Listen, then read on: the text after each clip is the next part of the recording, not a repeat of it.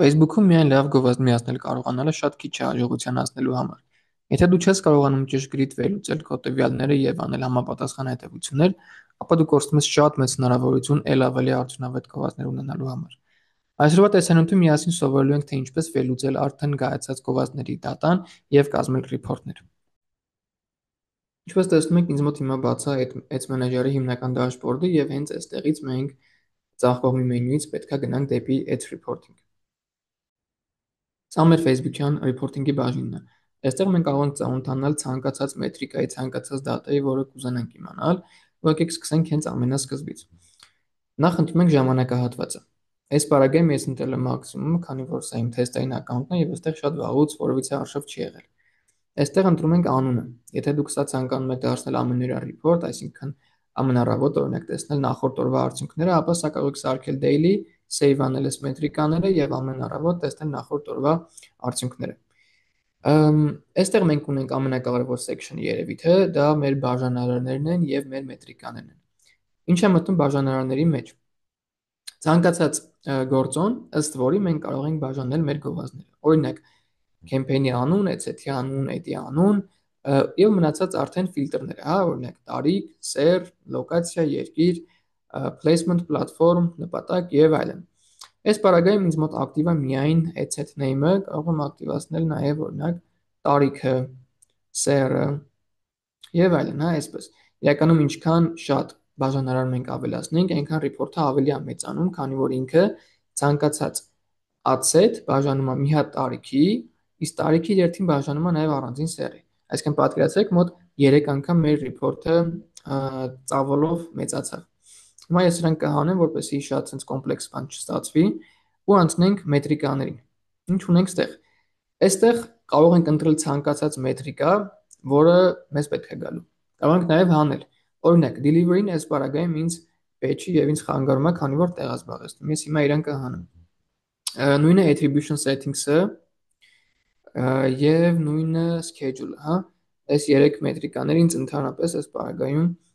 պետք չեն։ Փոխարենը ես իրանց տեղը կարամ ավելացնեմ օրինակի համար CTR-ը, CPC-ին, CPM-ը, ինչի՞ չէ link click-ները, այսինքն այստեղ պետք է ավելացնենք այն մետրիկաները, որոնք ձեզ պետք են։ Ձեզ կարող է օրինակ սրանք պետք չլինեն, պետք լինեն, ասենք purchase-ները, չգիտեմ, add to cart-ը եւ այլն։ Այստեղ արդեն պետք է նայեք, թե ձեզ ինչա պետք եւ ինչ չի պետք։ Հիմա մենք ստացանք այսպես ասած մի հատ աղյուսակ, որը այդքան էլ բարձ data չի տալիս մեզ, չէ՞։ Ասենք ստեղ մենք տեսնում ենք օրինակ ad-set-ի անուն կամ campaign-ի անուն կարող տնենք ու իր համապատասխան մետրիկաներ։ Ad-set ունեցել է այսքան reach, այսքան impression, frequency եւ այլն։ Բայց սա իրականում շատ քիչ է, որպեսզի մենք կատարենք ինչ-որ ծանրակշիռ հետևություններ։ Դրա համար ես ձեզ ուզում եմ ծանոթացնել մի հատ գործիքի հետ, եթե իհարկե դեռևս ծանոթ չեք, որի օգնությամբ մենք կարող ենք կազմել շատ գեղեցիկ, հետաքրքիր եւ པարզ ամենակարևորը report-ներ, որտեղ էլ արդեն մենք կարողանանք կատարել մեր հետևությունները։ Խոսքը Looker Studio-ի մասին է։ Looker Studio-ն Google-ի product-ներից է, Google Suite-ի, որը նախավորել լրիվ անվճար է նախ եւ նախատեսված է հեշտ հարմար ըմբռնելի report-ներ կազմելու համար։ Մուտք են գործում Looker Studio, սկզբում ձեզնից 1 կամ 2 քայլանոց ռեգիստրացիա է ուզելու, ընդհանրապես ձեր Gmail-ով հենց մուտք եղեք եւ սխմում ենք blank report, այսինքն no reporting մուտք գործում։ Բայց մինչև այստեղ հասնելը ներկայացնեմ ոնց ենք աշխատելու եւ ոնց է աշխատում Looker Studio-ն։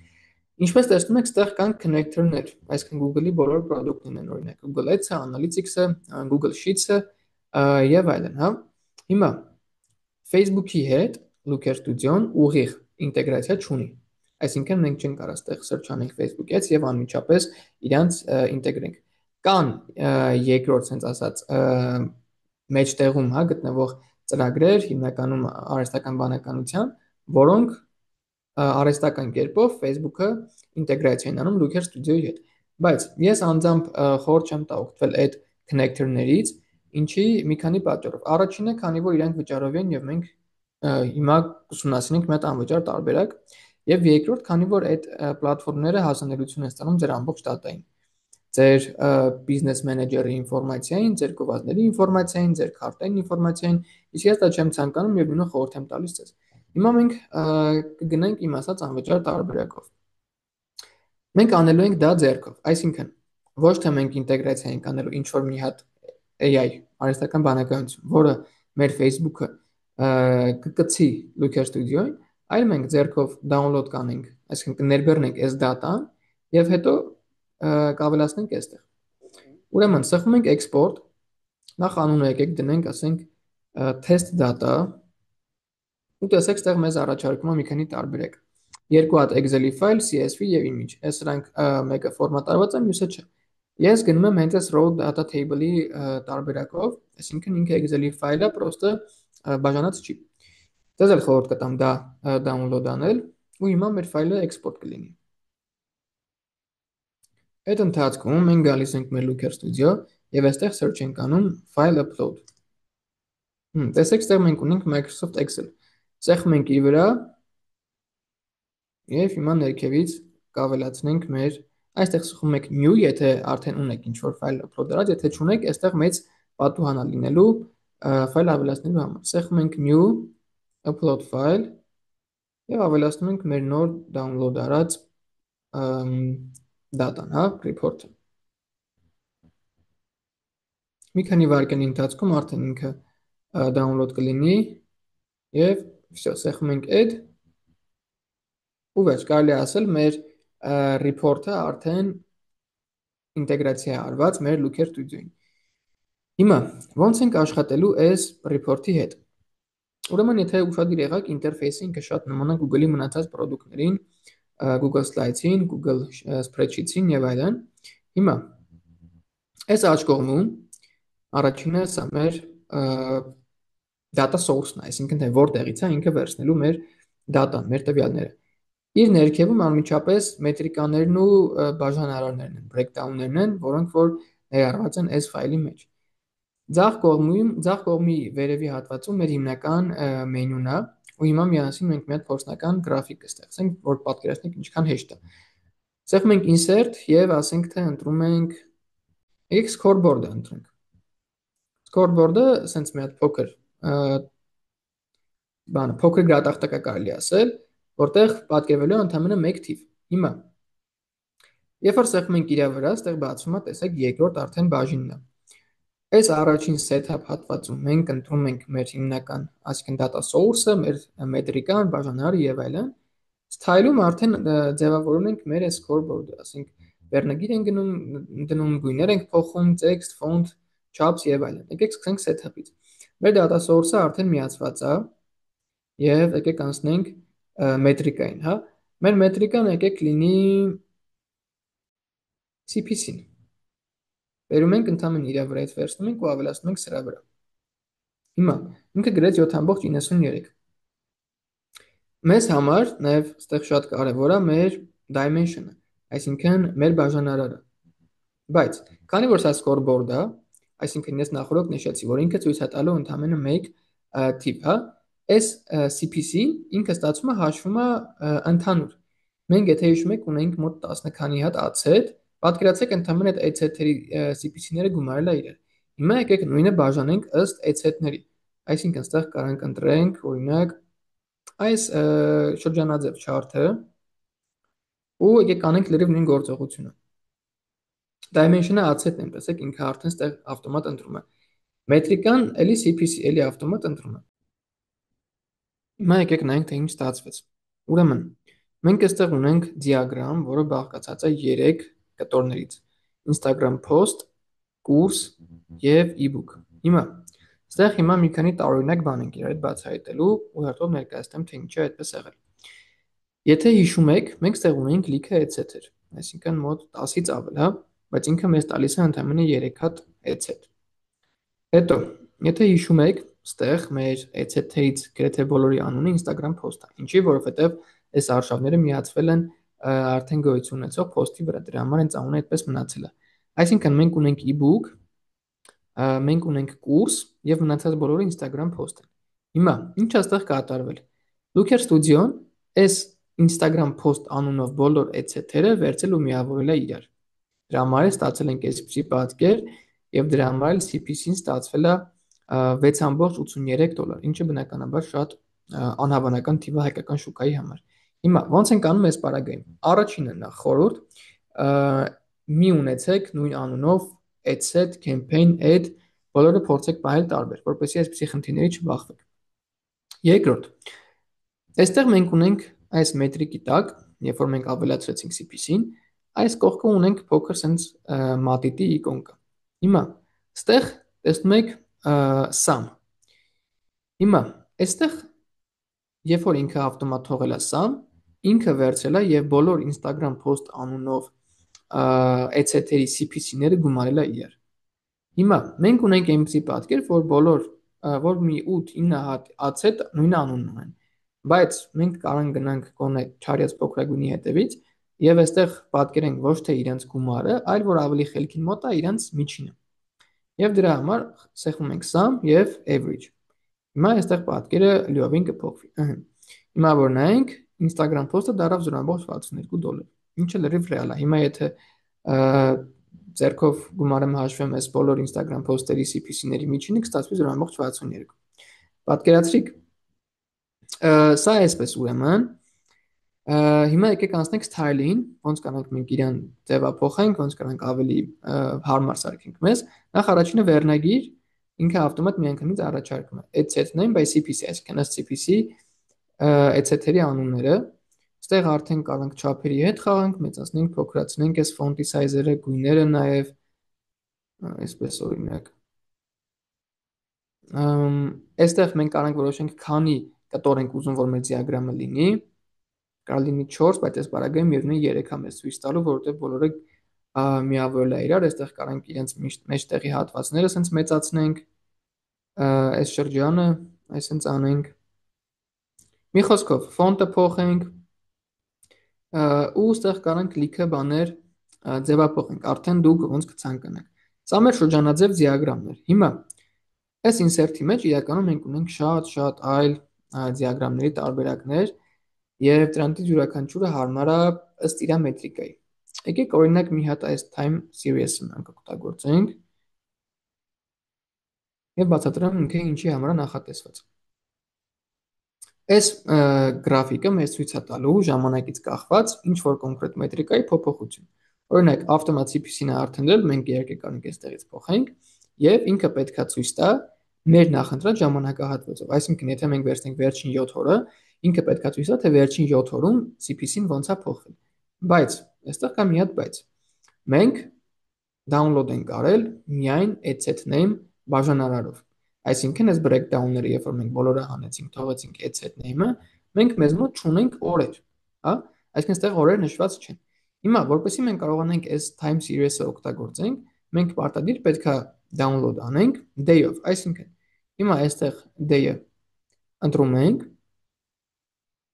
այստեղ կարող ընտրենք կամ կարող նույնն էլ թողենք, բայց ես երևի թե կփոխեմ, որպեսզի մեր դատան շատ մեծ չլինի։ Հիմա ես կնայեմ թե որ օրերին է եղել մեր հիմնական դատան, քանի որ նորից եմ ասում, վաղուց այստեղ որևիցե արշավ չի եղել, այ օրինակ 24 թվականի մարտ ամսին, հա, եկեք 24 թվականի մարտ ամիսը ամբողջությամբ ընտրենք։ Այսպես ենք անում, սեղմում ենք update։ Հիմա եւս մեկ ավելացում։ Մենք կարանք մեր CPC-ին կամ ցանկացած մետրիկան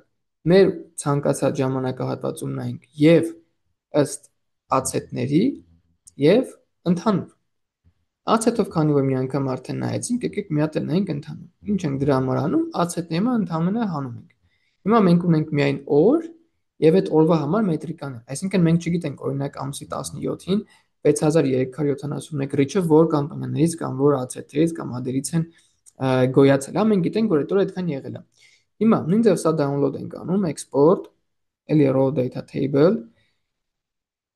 կարանք դնենք sense օրինակ day, ուղղակի sense կամ ցանկացած անուն, որը ձեզ կօգնի հեշտ կողմնորոշվել։ Գալիս ենք էլի Looker Studio, սեղմում ենք այս add data-ի վրա եւ ավելացնում ենք մեր նոր export արած data-ն։ Այստեղ մի անգամ ինձ Google Sheets, այ Excel պետք է լինի Google Sheets չէ։ Եվ ավելացնում ենք մեր համապատասխան ֆայլը։ Այստեղից սեղմում ենք new upload file։ Եվ ընտրում ենք մեր report։ Մեր report-ը արդեն պատրաստ է, ընդհանրապես սեղմում ենք add եւ մի քանի վայրկյանից արդեն մենք ունենք նոր data source։ Հիմա մենք արդեն ունենք մեր series chart-ը, այսինքն մեր գրաֆիկը ժամանակից կախված, սեղմում ենք ի վրա եւ բացում է իր setting-ները։ Ամենակարևորը, որ առաջինը պետք է փոխենք, data source-ն է։ Տեսեք, ինքը ավտոմատ default-ով թողնում է նախորդ, այսինքն որոնք որ օգտագործվել է, հա։ Հիմա մենք ստեղից ընտրում ենք day-ը, ընտրում ենք մեր մետրիկան, օրինակ հենց CPC-ն էլ թող մնա, բայց էլի sum-ը մենք փոխում ենք, դնում ենք average։ Սա շատ կարևոր է։ Այս բaragam բնականաբար ոչինչ չփոխվեց, որովհետև ACT-եր կամ բաժանարաններ չկան, միայն օրնա, բայց ամեն դեպքում սա սարքեք սովորություն, որպեսզի երբեք չփոթվեք։ Ու մենք արդեն ստեղ ունենք մեր ժամանակահատվածը։ Մենք կարող փոխենք, կարող ընտրենք ստեղ ցանկացած ժամանակահատված, ստեղ կան ֆիքսեր, այսինքն օրինակ վերջին 7 օր, վերջին 14, 28 կամ վերջին ամիս, այսինքն այն ամենատարածված ինտերվալները, հա, որ մարդիկ ընտրում են, դուք էլ հավանաբար կընտրեք, կամ կարող ստեղ custom, այսինքն ձեր ցանկացած ինտերվալով այս օրացույցով ընտրեք։ Հիմա մենք ունենք մարտի 10-ից մինչև մարտի 25։ Ու տեսնում ենք մեր CPC-ն ոնց է փոխվել։ Օրինակ տեսնում ենք, որ մարտի 10-ին մենք ունեցել ենք 0.3 դոլար CPC, հետո մի քիչ բարձրացել իջել է եւ մարտի 14-ին մենք ունեցել ենք 0.95 դոլար CPC։ Հիմա որպեսզի պատկերը այստեղ մի քիչ ավելի գեղեցիկ լինի, մենք կարանք իրեն արտահայտենք դոլարով, քանի որ ինքը հենց դոլարով է։ Մետրիկի վրա սեղմում ենք այստեղ էս մատիտի վրա, type-ի վրա ենք սեղմում եւ ընտրում ենք currency։ Իջնում ենք մինչև դոլար։ Եվ վերջ, արդեն մեզ մոտ կտեսնենք դոլարով 0.54 դոլար օրինակ։ Այս էլ մեր time series chart-ը։ Հուսով եմ էս էլ պարզ էր։ Ու նորից եմ ասում, այստեղ մենք ունենք շատ հնարավորություններ տարբեր chart-երի, տարբեր գրաֆիկների կախված արդեն թե ձեզ ինչ տիպի report եւ ինչ տիպի data-ա պետք։ Մենք ունենք նաեւ հետաքրքիր background-ներ, հետաքրքիր ֆոներ։ Այստեղ տեսնում եք theme and layout։ Սեղմում ենք իր վրա, այստեղ կարող ենք ընտրենք մեր ցանկացած թեման, հա, մեր ցանկացած դիզայնը ու իրանց կարող ենք էլի customize անենք, այսինքն կարող ենք ընտրենք մի բան ու իր վրա ինչ-որ փոփոխություններ անենք։ Այսպես, հա, օրինակ, էսի կամ սա։ Մի խոսքով, ինչպես կցանկանաք, այստեղ customize անելու հնարավորությունները շատ են։ Կա նաև իհարկե text ավելացնելու հնարավորություն, այս ատարի վրա ենք սեղմում, մեր ցանկացած վայրում, այսինքն նշում ենք ու արդեն ավելացնում ենք մեր նախընտրած text-ը։ Նույն ձև կարող ենք ավելացնել ֆոտո, տարբեր shape-եր, հա, օրինակ այստեղ line-ն է, ու այդպես շարունակ։ Հիմա եկեք նաև խոսենք page setting-ների մասին, ենթադրենք մենք ունենք մեր report-ը, ինքը մի էջանոց, ասենք թե այսպիսի report է, այսպիսի, օրինակի համար, հա, իհարկե, բնականաբար այսպիսի report իրականում չի կարող լինել, ու մենք տեսնում ենք, որ այստեղ մեր էջը մի փոքր մեծ է, այսինքն մեզ այսքանը պետք չի, ինքը մի փոքր տգեղ է ստացվում։ Սեղմում ենք page, current page settings, եւ այստեղ կարգավորում ենք իր լայնությունը կամ երկարությունը։ Օրինակ 900 ISP-ի լայնությունը մենք կարող ենք փոխել մոտ 750, ասենք թե, մի քիչ էլ կարող ենք փոքրացնել, 700 թվում է, օքեյ է, всё։ Էս էլ այսպես։ Վերջում, երբ որ մենք արդեն ունենք մեր report-ը, այստեղ նախ իհարկե կարող եք անունը ընտրել համապատասխանաբար, եւ ինքը աշխատում է նույն պրինցիպով, ինչպես ցանկացած Google-ի product, այսինքն դուք իրեն կարող եք share անել, կարող եք նաեւ download անել։ Share անելու համար սեղմում եք իր վրա, ընտրում եք նախ կարգավորումները, թե ով կարա դոստուպ ունենա, օրինակ sense կարանք անենք, որ ցանկացած մարդ ով ունի link-ը կարող է մտնի եւ տեսնի, լավ, ասենք թե edit չի կարողան, հետո սեղմում ենք copy-ն եւ արդեն ուղարկում ենք համապատասխան մարդկանց։ Հետո, այստեղ ունենք view հնարավորություն,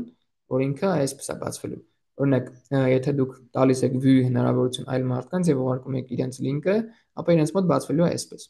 Եվ իհարկե նաեւ կարող ենք download անել report-ը մեր ցանկացած ֆորմատով, այս share-ի վրա ենք սեղմում, download report, դրում ենք համապատասխան ֆորմատը, այսպես sense կարող ենք անել, եւ PDF-ով արդեն մեր ֆայլը download է արվում։ Այսպես, այսօր մեր տեսանյութը սրա մասին էր, թե ինչպես վերլուծել դատան, թե ինչպես կառուցել ճիշտ դիագրամներ եւ ինչ հետեւություններ անել։ Իհարկե, այս թեման շատ ծավալուն եւ մեծ թեմա է, մեկ վիդեոյով չենք սահմանափակվի, այս թեմայով անպայման ելի կունենանք տեսանյութ, ավելի մանրամասն թե ինչպես կոնկրետ վերլուծել, այսինքն երբ որ մենք ունենք X report, հա, ինչ քաղել այդ report-ից, ինչ քաղել թվերից եւ ինչպես պլանավորել մեր հետագա արշավները։ Սա կարելի ասել այդ ամբողջ